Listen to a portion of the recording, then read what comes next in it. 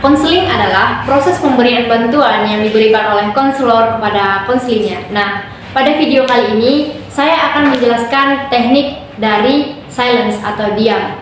Teknik silence adalah suasana hening, tidak ada interaksi verbal antara konselor dan klien dalam proses konseling. Pada teknik silence terdapat dua teknik, yakni silence dari konselor dan silence dari klien. Apa itu silence dari konselor? Silence dari konselor adalah pada saat komunikasi pada konselor antara konselor dan klien pada sesi konseling, ketika klien memberikan keluhannya, konselor hanya berdiam diri.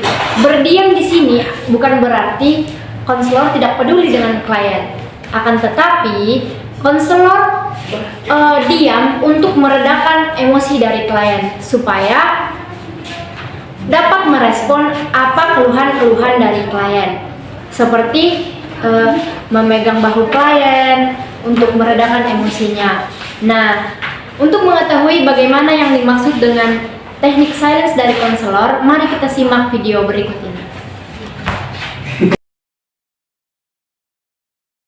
Saya ingin mengadu kelakuan buruk kakak saya kepada ayah saya, Bu. Tapi percuma, dia kan anak laki-laki kesayangan ayah saya. Saya jadi merasa sedih dan tidak nyaman di rumah, Bu.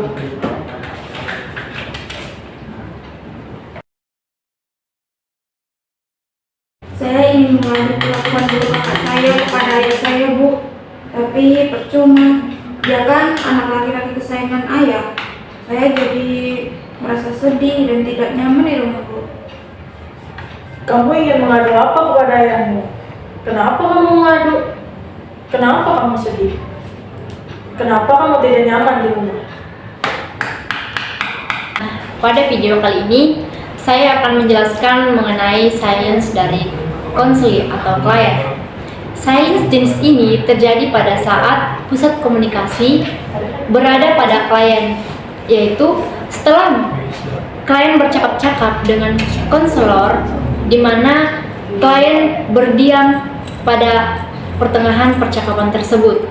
Dia diam di situ bukan berarti klien tersebut tidak ingin melanjutkan keluhannya, tetapi dia ingin meredam emosinya atau meredakan emosinya supaya dia dapat berkonsentrasi kembali dalam melakukan konseling tersebut. Untuk mengetahui bagaimana yang dimaksud dengan silence dari klien, mari kita simak video berikut ini.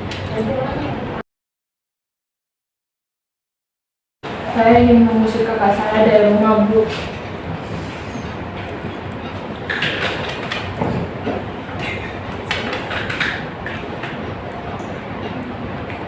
Baik, Nak. Ibu memahami apa yang kamu rasakan. Saya ingin mengusir kakak saya dari rumah, Bu. Kenapa kamu terdiam? Ayo, lanjutkan. Saya tidak suka kamu diam seperti itu.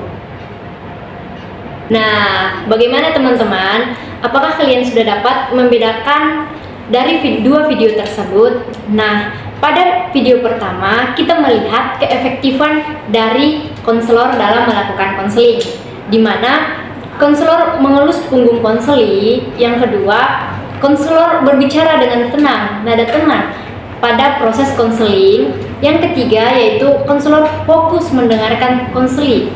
Dan yang terakhir yaitu kecondongan antara klien dengan konselor sudah tepat. Nah, sangat efektif sekali ya teman-teman. Nah, yang kedua yaitu pada video kedua, di sana konselor tidak adanya kontak mata antara konselor dengan klien. Yang kedua, konselor tidak menyimak dengan serius apa keluhan dari klien. Yang ketiga, konselor menjawab dengan nada ketus dari keluhan klien. Dan yang keempat, konselor mengetuk-ngetuk pulpen dan memegang HP pada proses konseling. Sangat tidak efektif sekali ya teman-teman. Nah, sekian penjelasan kami mengenai silence dari klien. Akhir kata kami ucapkan terima kasih.